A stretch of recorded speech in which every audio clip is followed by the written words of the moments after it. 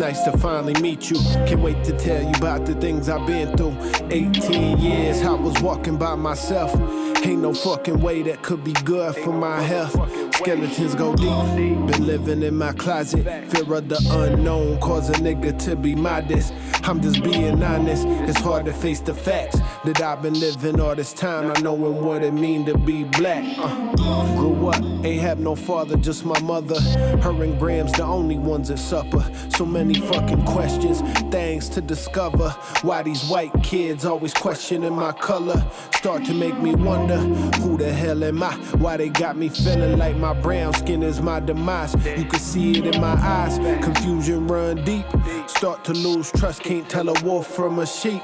Inside the tears leak, can't show it on the surface. Was just a little kid trying to understand his purpose. Tears turned to rage, on fear I turned the page. Smoked my first L, now I'm coping with the haze. Why the value of my life under appraise? Just cause my skin dark. Why the 5 o'clock news only show niggas in chalk? Why I can't just be myself? Always gotta play the part like, boy, you black, you ain't supposed to be smart. Nigga, dead black man, it's nice to finally meet you. Can't wait to tell you about the things I've been through. 18 years, I was walking by myself. Ain't no fucking way that could be good for my health. Skeletons go deep. Been living in my closet. Fear of the unknown cause a nigga to be modest. I'm just being honest. It's hard to face the facts that I've been living all this time, not knowing what it mean to be black.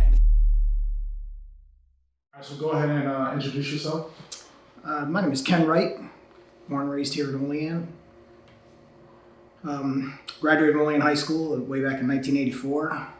After that, I went to college at Whakim University. After I graduated from there, I was back here for about a year teaching at Olean High. And about 6 months. Decided I didn't enjoy that and joined the Army. Spent 4 years in the Army, served in Desert Storm. And then after that, I moved back to Olean. Probably after about a 9-year absence. Talk a little bit about your military experience. I was a forward observer, basically I called an artillery fire. Was stationed at Fort Riley, Big Red 1. Military, I enjoyed it. Got to learn a lot, do a lot of things I wouldn't have thought would have done. Again, like I said, I went to Desert Storm. I didn't expect that because at the time, it had been peacetime for a long time. Met a lot of people, and a lot of good people in the military. I called an artillery fire. That's basically what I did. I went out in front of the infantry or with the infantry and found the enemy, and then we located them and got their coordinates, and we called in the artillery. Most of the time we were either with our cab unit or with the infantry. Very rarely did we go out in front. We're trained to do that, but that's not how it normally works. That was not the practicalities of it. Nice. How long did you serve for? 4 years. 4 years? Mm-hmm. After your time and got right out. Yeah. All right, so what was your experience growing up as a black man? Well, I'm a little bit old. Well, I'm not a little bit older. I'm a lot older than Ryan. I grew up in the 70s and 80s, and there were so many more blacks in Olean back then than there are now. I mean, there were literally families with 5-6 children that grew up here.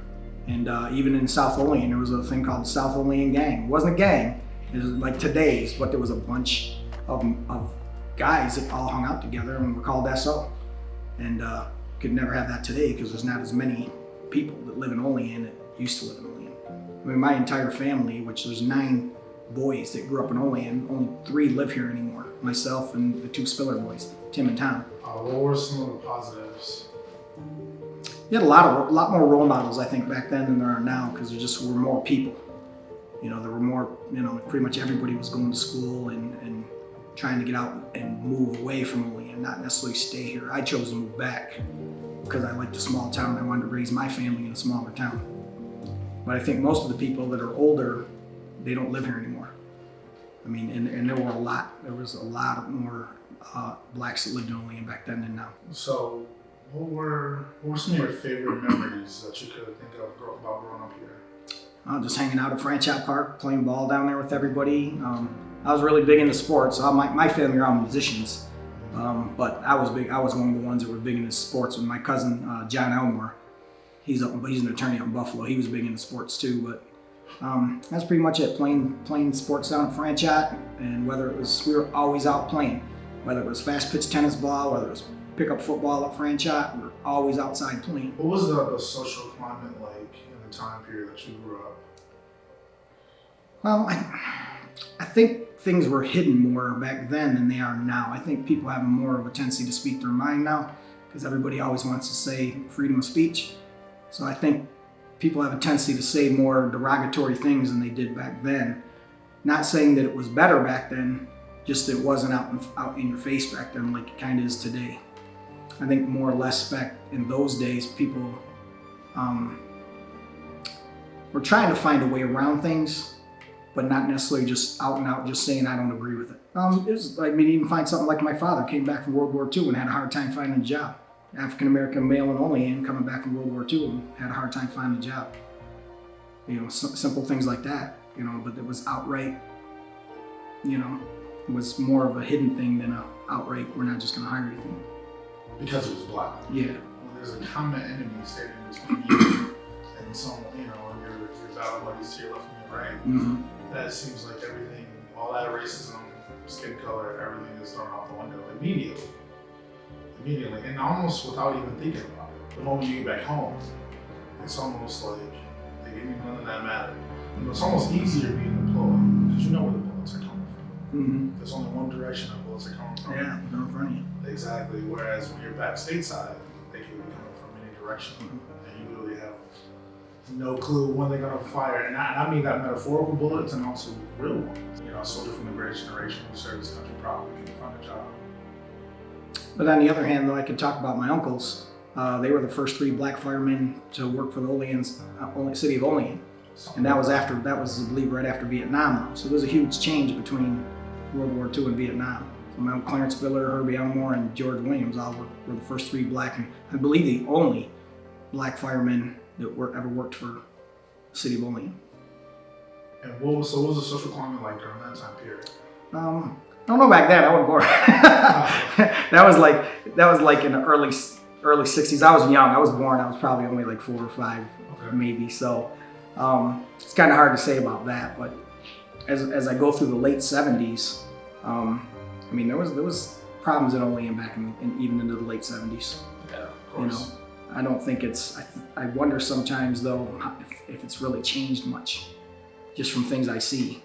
You know, I think Facebook kind of exposed a lot of people because people say things now on that they wouldn't say in person. You know, or they'll support things on that you would be like, why are you supporting that? You know, and it's. I mean, you can kind of see what I'm talking about if you're on that at all on that media. There's just people that just say and do things on that they wouldn't necessarily say or do in person. Can you explain a little deeper into that? Give me some specifics. Well, there's an old saying that says, you can support me if you support me, and you say you love and care about me, but you support somebody who's trying to hurt me, then you're not really supporting me. 100%. And you know, I mean, there's that old saying that, you know, you can't have it both ways in that situation. So, and is that what you see when you see Olean now? Is that what you see? Sometimes, not always. You know, I think generally it's a very good community. I mean, every community has its good and its bad, but I think generally it's a very, very good community. I could nitpick the bad things, or I could just try to make things better. You know, like I try to get involved as much as possible because I think that's another thing that we need to do is get more involved with things. You know, you can't complain about something if you don't have a fix or try to fix it. You know, if you're not sitting at the table, you're on the menu. What were some of your struggles growing up here in Olean? I grew up pretty, I guess, sheltered, I guess, kind of, because I didn't have too many problems, and the ones that I did have were, some of them were my own self. You know, doing things I probably shouldn't have done, like drinking when I shouldn't have been drinking at an early age, and you know, things like that. But I think the biggest struggle I had was trying to fit in, find a spot to fit in, because you know, there's only so many blacks that live in Olean, and you hang out with all of them, and then you try to fit in with your white friends too. whether it's on the sports teams or whatever. So you're trying to fit in with both groups, which we all have that problem. I mean, every African American has that problem. We have to fit in with all the different groups because we are always the minority. So you get into that where it's just difficult sometimes, and then when you get out and you go to a community where it's all black, you realize like, wow, I missed all of this.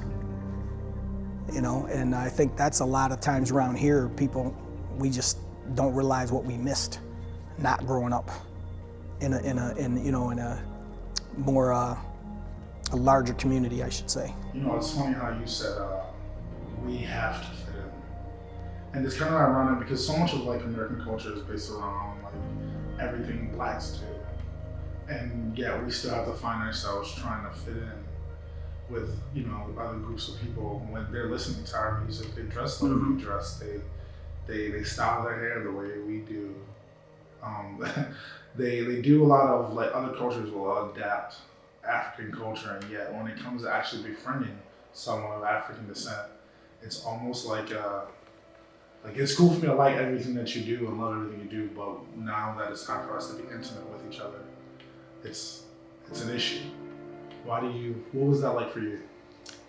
I always tell my friends all the time, because we all have our white friends. A lot of times they're not the same. Like my friend Billy McLean might have friends that I don't even know. But I always tell people, just because you like me, if you don't like them, there's a problem. And I don't think some people realize that sometimes, that you can have black friends, but still not necessarily like black people. You're my friend, but you don't like them, and you don't even know them, but you don't like them. And I think that sometimes it's hard to understand that. And when you think about that, like you can like me, but if you don't like them, there's a problem. That's pretty simple when you look at it that way. It's kind of a contradiction. Yeah. Like, oh yeah, I don't like them, but you're okay though. Yeah. And it's almost like when people say that to you, it's almost like makes you question yourself. Like, well, what am I doing so differently that makes me okay? Like, can you kind of explain that thought process for you?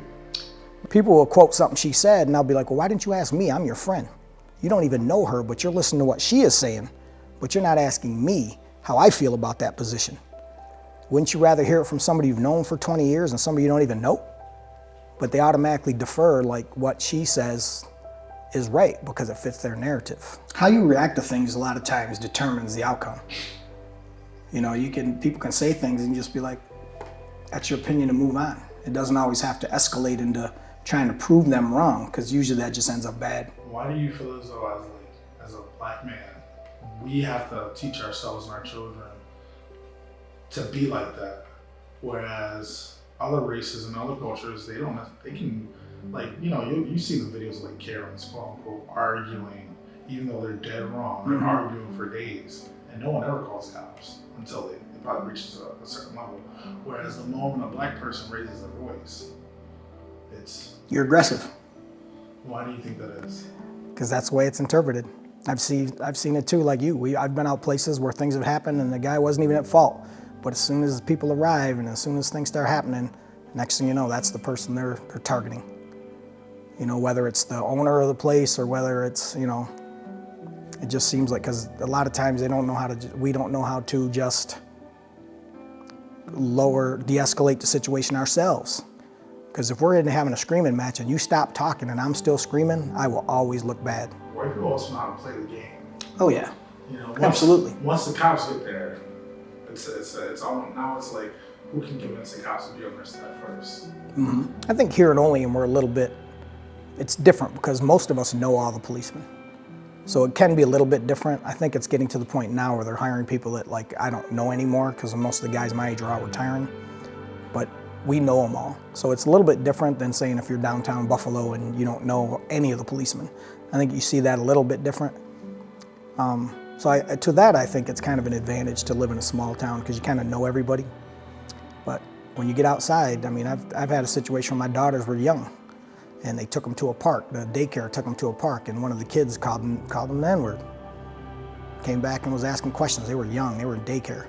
And we had to explain to the girls what happened. Can you share that story? Yeah, they got taken to Franklinville. And one of the kids in Franklinville said, "Why are those here?" And when the girls came home, they asked my wife and I, "What happened? What is this?" And we had to explain to them at 4 or 5 years old. I don't know the exact age. And then I went immediately to the daycare and was like, "I don't want my daughters going there anymore." And once he found out, he stopped. He was mad too. He actually supported us. What was that like for you? Oh, it was devastating. You know, you don't expect that. So it was like, my wife and I were like, "What?" And then we explained to him, and just, you know, had that conversation with him. This is how things are going to be sometimes. Talk a little bit about what was going through your head when your daughters came home, how you were feeling in that moment. Well, I was hot at first, of course. My first reaction was I was mad. And then I had to think, and I was like, well, I can't control it. There's nothing I can do. I need to explain to them, you know, the right thing. What's the right thing? You just had to just ignore it, walk away from it. You can't retaliate, you know, that's on them, not you. You know, there's an old saying, what people think about you is none of your business. So how did your daughters handle that, even at such a young age? Oh, they were fine. They didn't, you know, they were so young, they really didn't know. Has it ever come up again? No, we talk about it. We kind of laugh about it now, but we talk about it. They couldn't believe it. They were like, I couldn't believe it happened. How did you approach being a black father? I just tried to be there for everything. I didn't miss anything. I brought them everywhere I went. Whether I took them to church, whether I took them down to the football field, wherever I went, I tried to take the girls. So, and that was everything. I mean, I protected them no matter what. How was that your approach? I think that's every father's approach to a degree. I think that's how you have to look at it. You know, that's your children. You have to protect them for everything.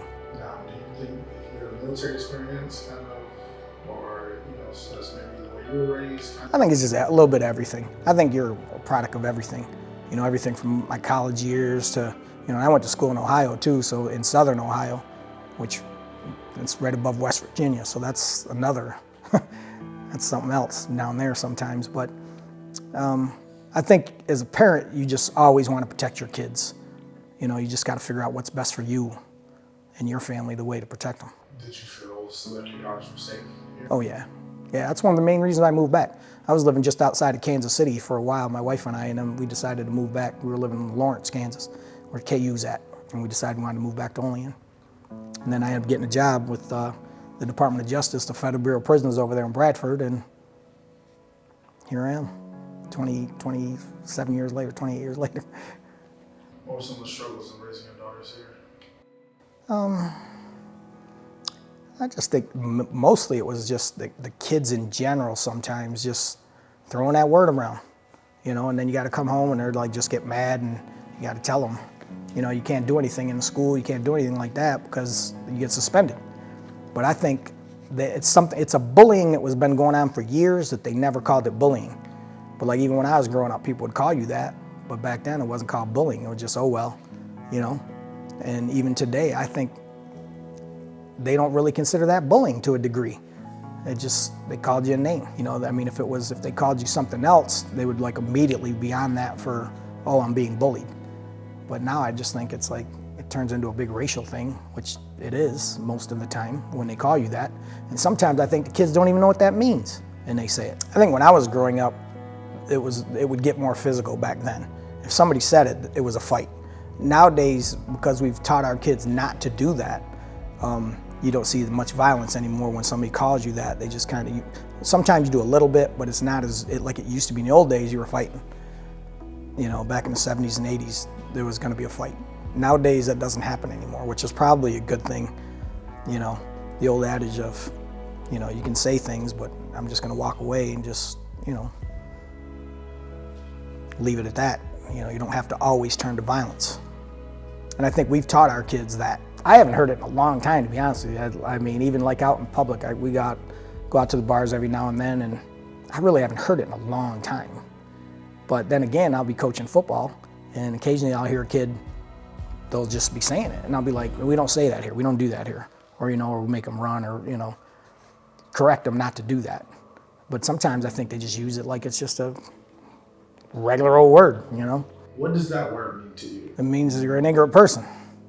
That's all it means. That's what they're calling you, an ignorant person. And I'm guessing probably of my generation, the people that I hang out with that are in their 50s, none of us say it to each other, ever. We just don't use the word, and it's like, well, if we're using it, and somebody else says it, we're just as bad as them. I mean, it's almost like saying, well, I can speed, but you can't. So for you, it's more of a way to carry yourself. Yes. Versus just, it just being outright taboo. Yeah. A lot of the kids ended up going off to college or going into the military and moving away and becoming very successful. But you don't see it because they're not here anymore, but we see it because we're still friends with them. We know who went in the military. We know who lived in Florida. Now he came back and bought a radio station here in Olean. We see the people that left. One guy works, you get somebody who works for an attorney in Buffalo or an attorney in DC. You don't see it because it's not just out there, you know what I mean? But we see it because we're friends with them. So I think it's a product of actual success in Olean. Very successful blacks that come out of Olean. So the reason why there's not a larger population of blacks in Olean now is because most of them have gone on to be successful in other places. Yes, that's my take on it. So you don't think it's like a social issue as to why the black population here has decreased so much? Well, them not wanting to move back, but I mean, like I said, they're becoming successful in other areas. So, I mean, I came back for a specific reason, and I don't regret coming back, but I could have stayed gone too. I could have stayed in Kansas, or I could have stayed in Ohio, and I chose to come back. What made you come back? I like the area, to be honest with you. I wanted to come back. Both my parents were still here. I think that happens a lot of times too, is the parents leave or the parents die, and then there's nothing left to come back to. I like the area. I mean, I like coaching. I've been given a lot of opportunities in Olean myself, and that's why I said I can't really, look like things are that horrible because I've been given a lot of opportunities here. I don't know what it was turned down because you don't see that. But the things I've been given, I'm more than happy with. There's times my wife and I go out and we're the only two blacks wherever we're at. And that's probably the most of the time when we go out. We're the only two there. And we still have a good time. People treat us good. And so what are some of the things that keeps you connected to Olean? Oh, I love coaching. I really try to be a role model through coaching. I coached Ryan way back when he played for me at South Olean, and I loved him as a player. He was like one of my sons. They all are one of my sons. And he played for me for 1 year, and then he went up to the modified program, which I wish he would have stayed one more year with me. But he made a good decision. I moved him from, everybody wanted to be a quarterback, I moved him to receiver because I thought he had a chance to be a D1 receiver. I always believed that. And look what he did. He went to Buff State and set all kinds of records up there. And I followed him for a long time, all through high school, because I had moved back by '93, so I watched him in high school with basketball and football, followed him really good, and then, cheered him on when he was out playing college at Buff State. Wish he went to my school, but in Ohio, but, I followed him a lot. And Jesse, years ago, I used to coach Jesse even when he was young. And probably like 6 years old. He's taking him to the pool, swimming, taking him to the different parks, pretty much had him all day long. Him and his brother, and pretty much all the kids that lived in the Alder Street. Jesse didn't live in Alder Street, but we used to hang around with all those kids. And we had a good time, and now I coach, and I try to, when I was doing JVs, I used to always try to explain to kids how things work, teach them right from wrong, tell them how to, give them advice on how to get out of things. Don't make a mistake you can't recover from.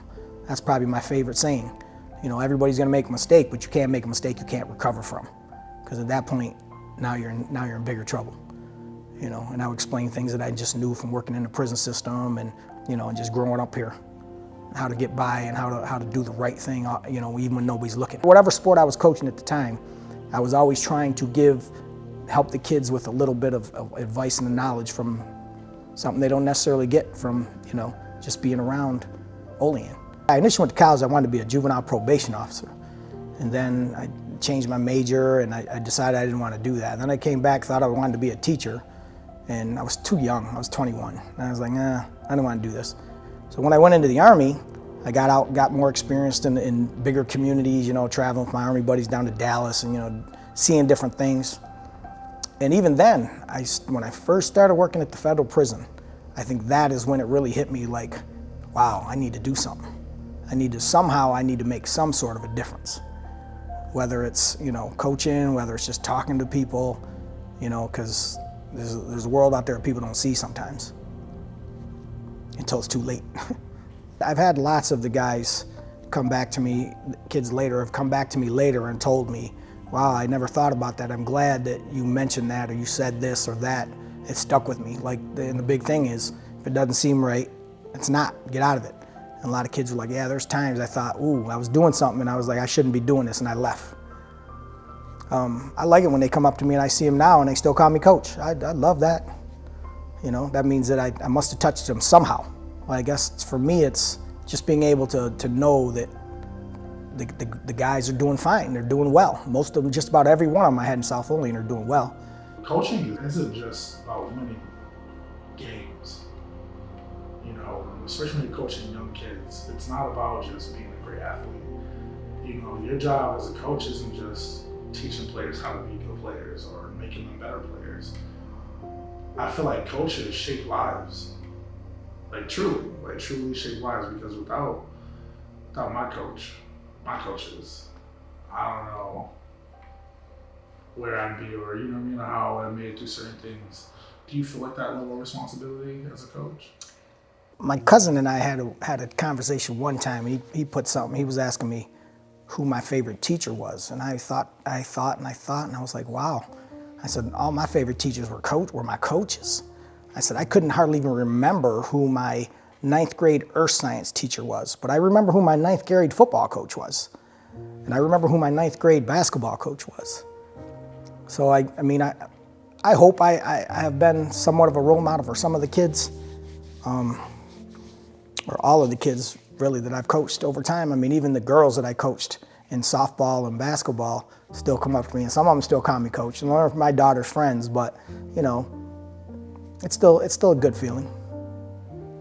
What's some of your favorite coaching memories of Lion?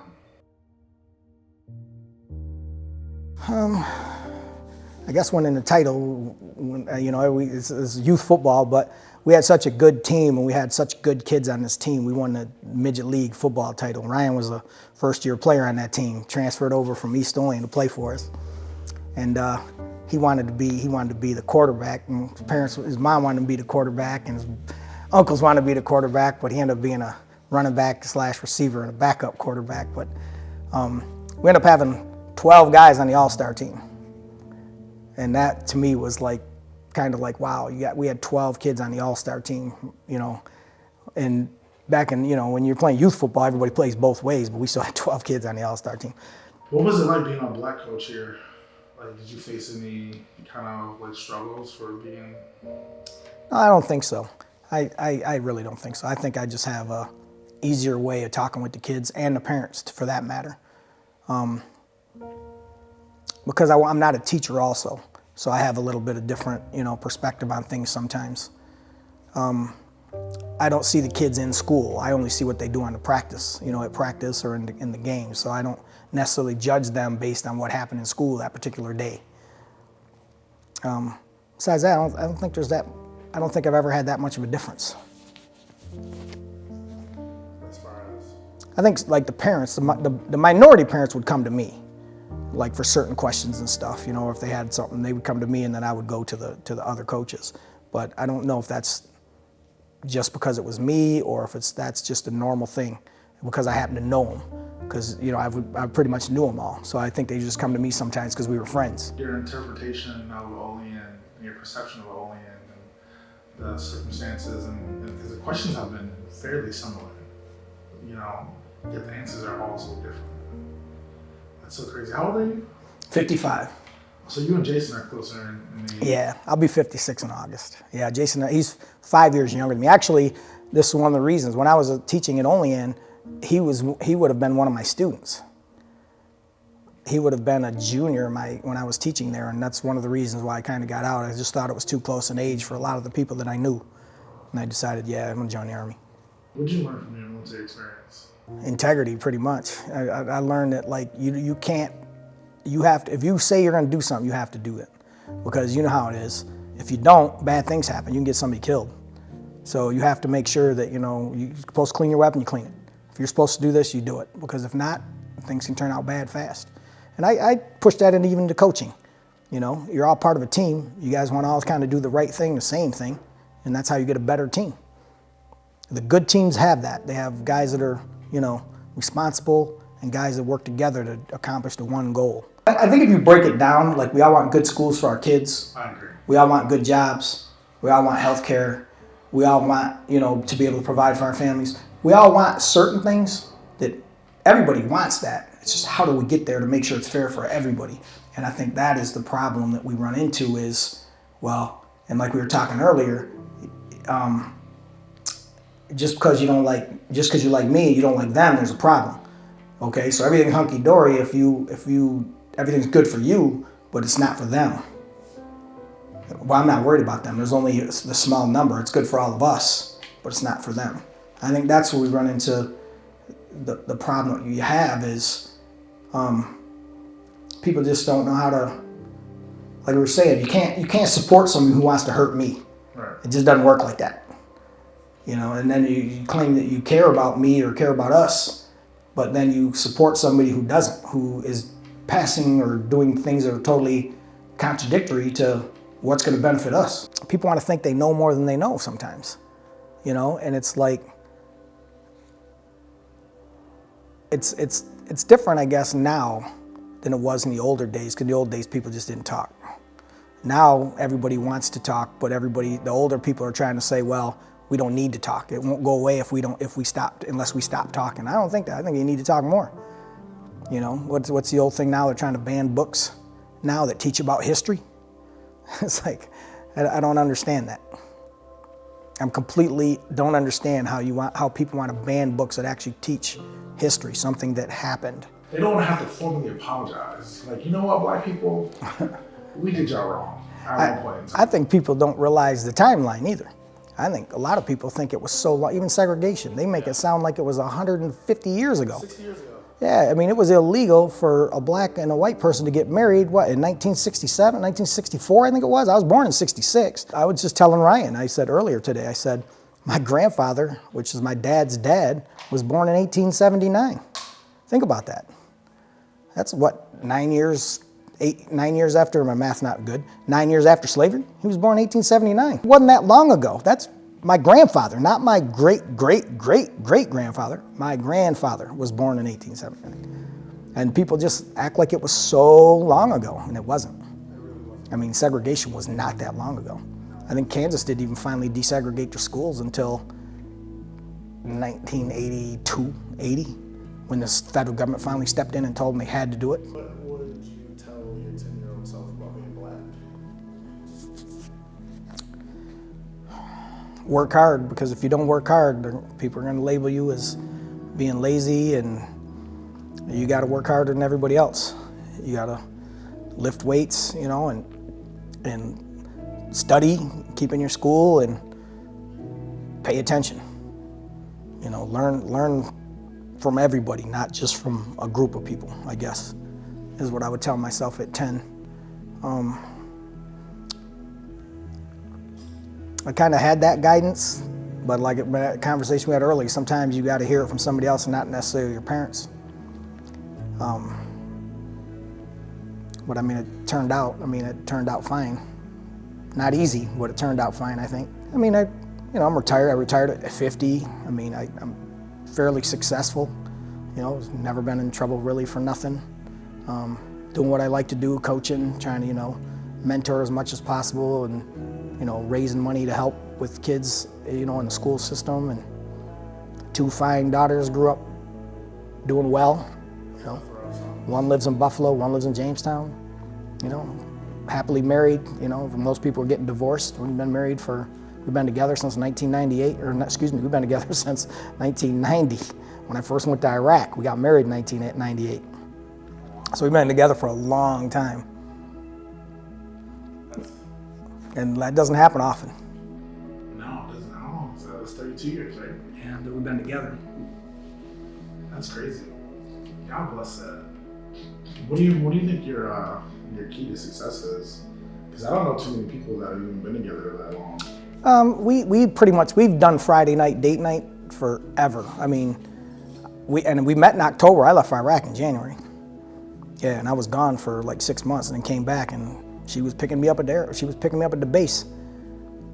And then every Friday night, we always go out to dinner and have a couple drinks and go out to dinner every Friday, pretty much, if we can. We've always done that. Is that the secret? I think it is for us, you know. I think it is for us. You know, we try to not argue ever out in public. You know, we just don't do that. And if we do have an argument, most time it's something simple, and we realize it's something simple. And we just keep on moving, fix it, keep on moving. I mean, you got to work at it. It just doesn't come easily. I mean, you got to work at it. You got to understand where you draw your line at. I think in any relationship, even with friends, you know, there's always a line that someone can't cross, and you have to know her line, and she has to know your line, or it isn't going to work. But your line can't be so crazy that it's like unattainable. You know what I mean? Like, you know, you got friends that if they did something, they wouldn't be your friend any longer, and vice versa. It's the same way. It's the same way. It's no different with that. Pretty much anything, even coaching. There's some things that you're just never going to let a kid get away with. You know, and other times you can, well, you know, he ran the 40, but he was supposed to run the 40, but he only ran 38 yards. Cheating the team. That's what you tell him. You're not kicking him off the team for that. I just think it's so important that, like, as Black people, we see Black love. I'm not saying that, you know, interracial love isn't still Black love, but, like, it's just not often that we see. I don't know too many Black people or Black men who will sit in that chair and say, I'm not just married and been with this woman for 30 years. I'm happily married. And the way you lit up, I'm sure if she saw that, she would be like, oh, wow, you still love me after all this time. Because you went from, you know, kind of straight face to talking about your wife and your marriage, and you know, saying you put that real big smile on, you know, and I just feel like that's something that we as Black people are missing. I mean, she stayed with me through a war, through a prison riot, because we had a disturbance at the institution, and I had to be involved with that, and terminal cancer. And she's been by my side the whole time. So, you know, I mean, I'm doing fine now. It's not, you know, they call it terminal, but I'm completely in remission. But she's been with me through all of that. She stuck by my side. She didn't leave. She could have left when I was in Iraq. She could have left when I, you know, had all the problems when we had the disturbance at the prison. She was there through it all. We could talk about that for hours. And we could too. Talk about how you and Ryan met. Actually, we met through football. I knew his mom. I knew his whole family, and he was playing football for East Olean at one time, and for whatever reason, they decided to move to play for us at South Olean. So he moved over to play for us, and that's when I first met him. Gosh, he couldn't have been, what, 10, 11? What is it, 11 years old you probably were? Little, had his hair cut real short, you know, he was this little thing. Boy, he was an athlete. You could tell back then he was an athlete. And I thought I made a good decision. I was trying to, you know, figured, I always try to project where a kid's gonna be. And I told him, I said, I think you're gonna be a Division I tight end. Just because I know the family. And I know eventually he's gonna get big, he's gonna have some size to him, he's got great hands, he can jump. So I moved him to receiver. And I think did I play at free safety or cornerback? I can't remember on defense. You were playing linebacker then, your first year? You must have been an outside linebacker. And like I said, all of them were my boys, you know, I love them to death. I wish he would have played one more year for me, though. I was kind of disappointed when they all went to play modified. They created a modified league, which was, I guess it was kind of no different, really. It was just the high school coach. They had high school coaches that were coaching as opposed to us, but they were playing pretty much the same level of competition, you know. But if he'd have played one more year for me, I'd have been way happier. But he did fine. Look at him. Turned out to, you know, Big 30 All-Star, you know, college, the whole 9 yards. Just phenomenal athlete. I just hope it's something I told him way back then when he was 10 or 11, stuck with him for, you know, all these years, and he used it to his advantage. I just hope he, looked up and saw with me and my wife, between the two of us, because she would come down to practices. My daughters would usually be around there running around, because Brianna and Ryan are about the same age. They'd always be running around. I just hope that when he was looking at us, he would get a picture of, this is, a sound black family. Can never tell, didn't never talk to him about it or discuss it with him about that, but I would hope that something he took from my family and things that I would just tell him that, worked to his advantage and he used it. I mean, look how well he's doing. I hope something helped him out in the long run. Oh, I'm proud. I like to see him. I'm proud because he's from Olean. He's doing well. African, black male. I mean, coached him. I coached Ryan. I coached him for 1 year when he was a youth football. But hey, I got to take it. That's what I got. But yeah, I'm proud. I'm proud of all the black males from Olean that are doing well. I just, and whether I had something to do with them or not, I just like to see him doing well.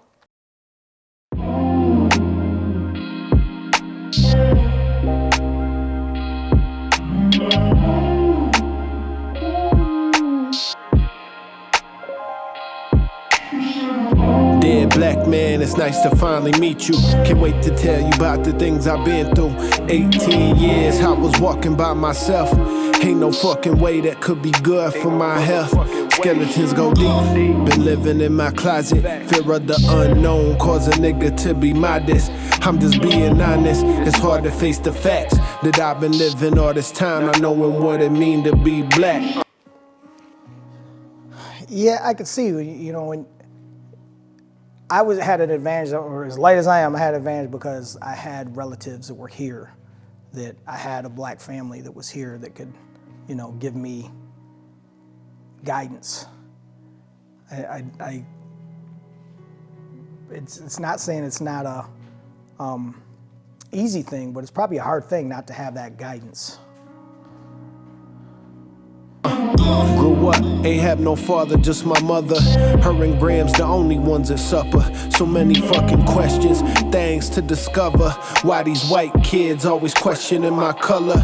Start to make me wonder, who the hell am I? Why they got me feeling like my brain. Yeah, questioning, that's deep. Like I said about, earlier we were talking about how you grew up and you gotta fit in. When they're, all his friends were questioning him, and he's trying to fit in. As he's growing up, that's difficult. I know I kind of went through the same thing growing up too, even though I still had a lot of people that was in my life, I still had to try to fit in, and that's basically where I'm getting from that is the difficulties of fitting in. In a small white community, and you gotta try to fit in, and you're trying to explain yourself all the time when you shouldn't have to. Page, smoked my first L, now I'm coping with the haze. Why the value of my life under appraise? Just cause my skin dark. Why the 5 o'clock news only show niggas in chalk? Why I can't just be myself? Always gotta play the part like, boy, you black, you ain't supposed to be smart. Nigga, dead black man, it's nice to finally meet you. Can't wait to tell you about. Yeah, this song is fire because it really brings back, like you just said, he goes, you always got to play the part. You always have to be something, they want you to fit in, and you just sometimes just can't always be yourself, and it's like we were talking earlier, it's why can't people just look at you and be like, wow, he's very intelligent, you always hear it all the time, oh, he speaks so well. I don't even know what that means. You know what I mean? I don't even know what that means. Or yeah, it's like, no. Yeah, that's like, I see that. Finally meet you. Can't wait to tell you about the things I've been through. 18 years, I was walking by myself. Ain't no fucking way that could be good for my health. Skeletons go deep. Been living in my closet. Fear of the unknown cause a nigga to be modest. I'm just being honest. It's hard to face the facts that I've been living all this time, not knowing what it mean to be black. It's hard to run with your mans if you ain't walking they shoes. Know that niggas ain't blind, but still might not see your views. Call me Detective Carney, always looking for clues. Can't swim, but never hesitate to dive in the booze. Yeah, first place I ever found some answers. Uncle Deuce, the first to ever put me on the Panthers. I think what's interesting, I like to ask Ryan this question. when you first started hanging out with all blacks, was it when you got to Buff State? JCC? Because when I first went to Muskingum, I hung out with nothing but the blacks on the football team, pretty much. And that's when I really got to see things being a little bit different than growing up here. White man's world, and why they calling me nigga when I fuck a white man's girl. Yeah, I swear Tupac was like my pops. Me against the world, forced my mind outside that box. Kids felt like my cuz soon as a nigga heard the locks. Once I started peeping game, it was too hard for me to stop. Just too hard for MTV, not black enough for BET. Just let me be. That's we were talking about dating. That's a touchy situation that you can find out real fast who is true and who is not, because everybody's cool, but when the daughter starts dating the black guy, all of a sudden their personality, their coolness can all of a sudden change when that happens. And you don't realize it. You be like, oh yeah, and then that happens, and then all of a sudden they're a different person at that point. I've seen that happen. All of a sudden it's like, ooh, how did you react to that? You know, and I mean you probably went through that where you dated a girl and don't let the grandparents get involved. Beat that hit my soul, nigga. Older brothers dying cold, nigga. This rap shit really kept me out that hole, I swear. Dead black man, it's nice to finally meet you. Can't wait to tell you about the things I've been through. 18 years, I was walking by myself. Ain't no fucking way that could be good for my health. Skeletons go deep. Been living in my closet. Fear of the unknown cause a nigga to be modest. I'm just being honest. It's hard to face the facts that I've been living all this time. I know what it mean to be black.